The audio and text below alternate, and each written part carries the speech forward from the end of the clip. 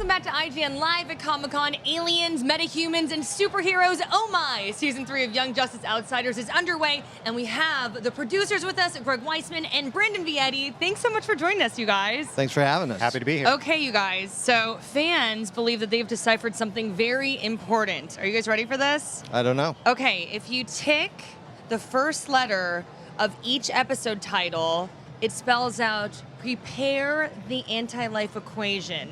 Total accident. Yeah, it's just a coincidence. You guys are lying to me. Yes, we are. Okay, what can you tell us about that? Is this dark side getting ready to search for the anti-life equation?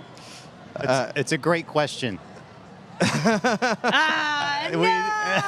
Okay, We put those teases out there for a reason. Yeah. So yeah, I mean, hopefully that's something for the fans that have picked it up. There is reason to stay tuned, watch through the end of the season to see how this clue plays out. I want to know who came up with that, though. This guy. That was me. Yeah. Hey, very nice, Greg. I love it. Also, a big part of this season has been Halo. She's absolutely adorable. I love that character so much. And she came out as genderqueer. This is the first member we're seeing doing that. Can you talk to me about how you wanted her to be portrayed? And also, since this is DC Universe, was it a little bit easier to explore this character in that way? It was definitely easier. I mean, this one was Brandon's idea, and I think it was great. I mean, you want to talk about it? Or? Sure, yeah. I mean, it's something through the writing process. Sometimes these characters kind of start to speak to you. Literally, we start to put so much thought into them that they sort of tell you where they want to go, and it really seemed like a great opportunity to tell a story about somebody who's really figuring out who and what they are. And we felt it was a pretty important story. I talked it out with Greg, and we kind of tried to figure out an approach together to present it, and that's where we're at. I absolutely love her. She's just so cute. Also, fans wanted me to ask you, we know that Tara's kind of working with Deathstroke here, but they believe Helga is suspicious. Why would they think that? I don't understand why they would possibly think that Helga's suspicious. Are they leaning the right way? Is Helga leaning the right way? No. Like, are you saying, like, are fans suspecting that she's suspicious? Is that correct or no? I refuse to suspect that the fans suspect that she is worthy of suspect. Okay, great. That's an amazing answer there. I'll take it. Episode 12 is many people's favorites. It was a little bit out there. Do you guys want to do any more experimental episodes like that?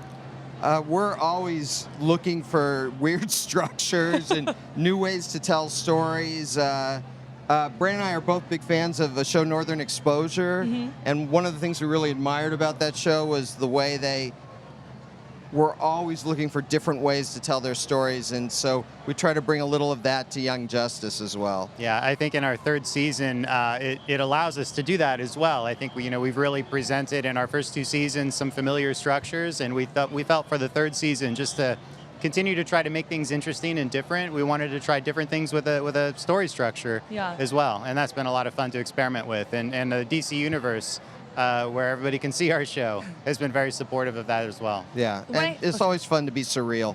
Yeah. I think one thing that you guys have done really well, too, is that you've added new layers to characters that we know so well. And with Cyborg's origins, we've seen kind of a father box versus a mother box. Why do you guys decide to go that route? Again, it felt very organic to the show, making Halo's powers, or rather Halo's identity, come out of a mother box was just a slight twist on what was in the comics, but felt very right and cohesive for our universe.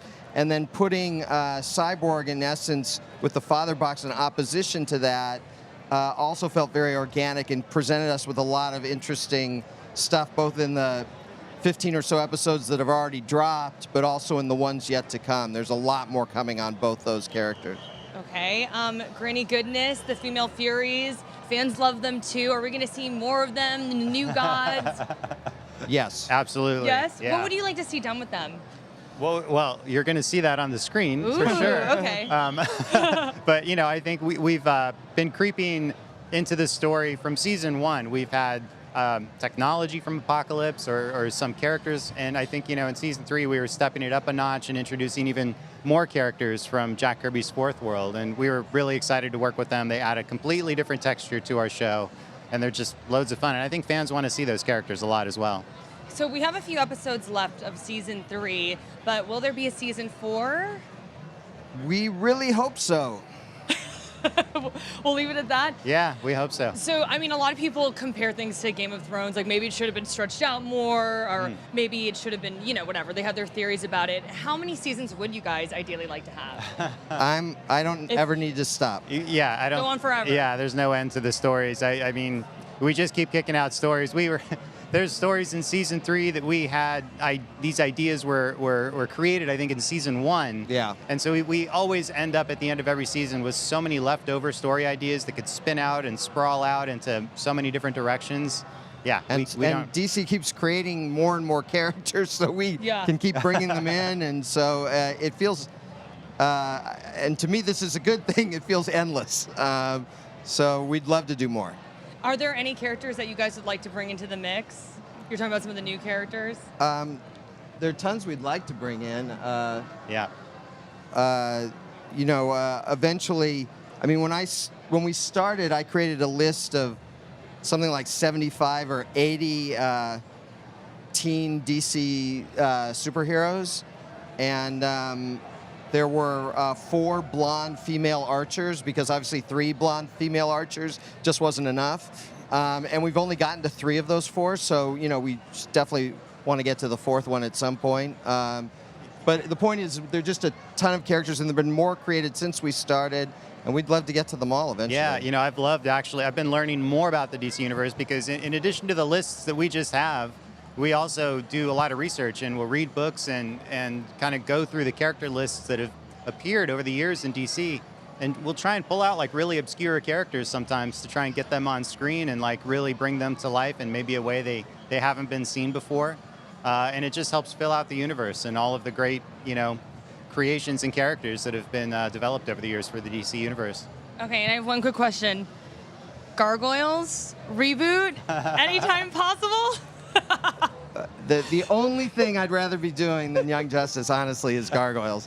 I'd love to do more Gargoyles. No one's asked me, but somebody help us! Oh my gosh, absolutely love Gargoyles. Absolutely love Young Justice Outsiders. Thank you guys so much for joining us. Thank you. You can catch brand new episodes of Young Justice Outsiders streaming right now on DC Universe. We need to take a short break, but we'll be right back.